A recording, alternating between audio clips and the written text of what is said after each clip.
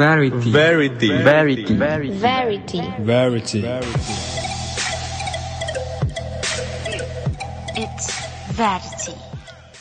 Brought to you by Prodigy. Assalamualaikum, annyeong, hola, bonjour, and hi guys. Welcome to the most exclusive podcast with me, your cheeky speaker, Nadira Ismail. So first, let me introduce myself. My name is Aini Nadira Ismail. I am a final year student of degree in public relations. Okay, so to whoever and wherever you are that listen to my podcast, I just want to thank you so much for joining me. Don't worry, today's topic will not going to be the boring one. Instead, I am going to make it fun and interesting. So let me steal your time and have a wonderful few minutes with me. Okay? Without further ado, the topic that I will be discuss is about ship. It is not about spaceship or ship, airship, or whatever ship in your mind. So the topic is about relationship. Interesting enough? Okay, so the topic is about taboo relationship that might close with our society. To be specified, it is entitled A Spouse versus the Society. Deals like a PR. For example, being in a relationship with a crazy rich Asian or in relationship with your friend's ex. Or maybe the relationship with widow or widower. Okay, let me give you another example. Maybe you are in a relationship with someone who have a different religion with you. Or maybe you are interracial couple. Okay, let me give you a scenario. So, okay, picture yourself as a girl or boy in 20 who accidentally fall in love with someone double or triple of your age, like 40 or 50. What would you do if people or society criticize your relationship? And what about your partner feeling? What is your plan and so on? So what is this and what is that? I bet you got so much questions on your mind, right? Okay, so don't worry. I am going to go in depth on how to deal in taboo relationship between spouse and society like a PR. But it's not like you have to be an official PR. Everyone can be a PR. You know what I mean? You know, PR known as someone who good at handling crisis or issue. So you need to learn to be like a PR spokesperson to defend your relationship. Similarly, what PR do during crisis communication, which is they have to respond to the situation and then they have to engage with the stakeholders to protect their organization.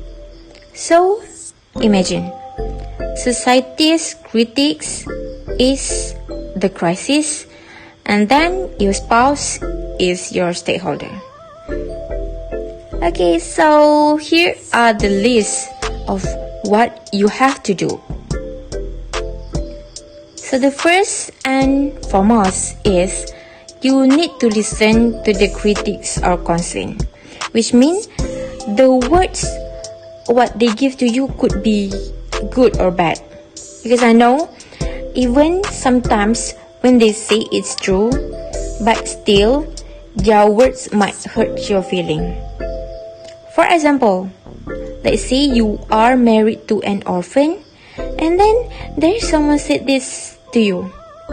Okay, it must be good for you for not having a mother-in-law because no one will tell you what to do, yada yada yada. Okay, do you get what I mean? I mean, maybe it's true, but it's hurt for you. So, listen to them is the way to settle down as peaceful as you can. You need to remember, annoyance only delays communication. Hence, people won't shut until they talk enough what they want to say. So for me, it is better to let them say whatever they want. They could talk something positive or negative. So you better use that time to organize your words wisely. Okay, to the next point. Secondly, you ought to be emotionally adjust, especially to your spouse. What I mean is like, frankly speaking, even me, myself, find it tough to bend my emotion. For instance, when people talk something that can trigger my insecurity. You know, I am the person that very sensitive about my insecurity. So the first thing that might cross my mind at that time could be, yeah, maybe I will just hit that person or say something that more offensive and mean to them. But in reality, I tend to stay still and try my best to control my emotion so that I can comment all of their critics proficiently and professionally. Furthermore, you need to try to be understanding and learn to interpret people's mood or nonverbal communication. Because you know, every gesture and word should be taken into account. Why? Because you have to be calm as much as you can to settle down. So if your spouse or that particular person is angry or sad and more, then you only allowed to be neutral. You know what I mean by this? Okay. Thus, don't attack any sensitivity. Like, compare your life with their life or compare with their insecurities. Because it will only hurt that person, which they might grow some revenge and say something more mean to you in the future. Okay, done? Are you ready for the next point? Okay, let's go. So the next point is, you have to be prepared. What do I mean by this is, you have to be mentally and physically prepared to deal with unwanted situation. So it is not necessarily for you to make an action plan. So you just have to learn and know how to communicate a strong, unoffending, and a clear message. You know, it is okay if you want to talk indirectly or in a direct way, as long as you deliver the message without hurting anyone. Besides, be prepared. So what I mean by this is, you need to expect the unexpected to avoid from speak or act wrongly. Okay, I think this is going to be the last point that I want to share with you. So you have to speak from that person's point of view. So through this method, you can pick up with their personal life. You know, personalizations make you understand more about someone. I will give you an example. You may jot down. Okay, grab your paper and pen, and we may start now. If you don't want, just listen carefully. Okay, so to the person who talked negatively about your relationship, you may say this. Thank you so much for your concern. Personally, if I put myself as you, I also don't want this kind of relationship at the first place. However, I have faith in my lifetime. I hope you can pray the best for me and my partner. Okay, that's all. Get it? Okay, so moving on to what you need to say to your partner.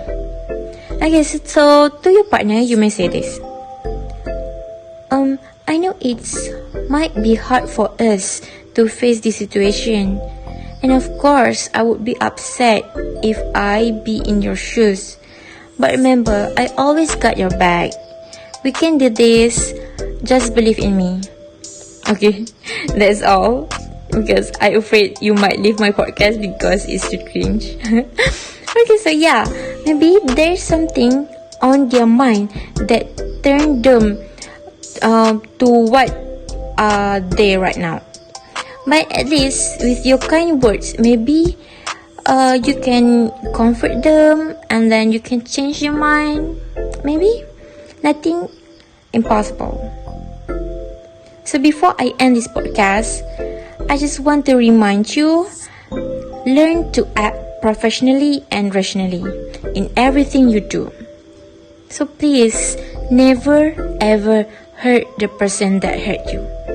Let this be the lessons of life for what people say and do towards you.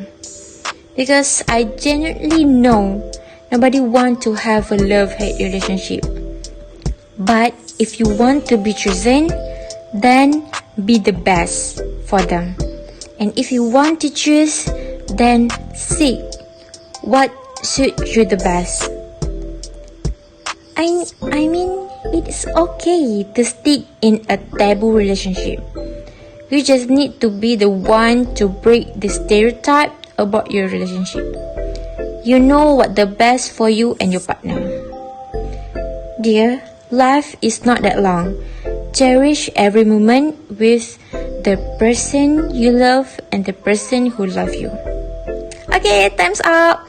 So it's time for me to end this podcast. Thank you so much for accompanying me and lend me your ears. So I really appreciate that, and I wish all the best for you in whatever you do. Good luck. Bye bye.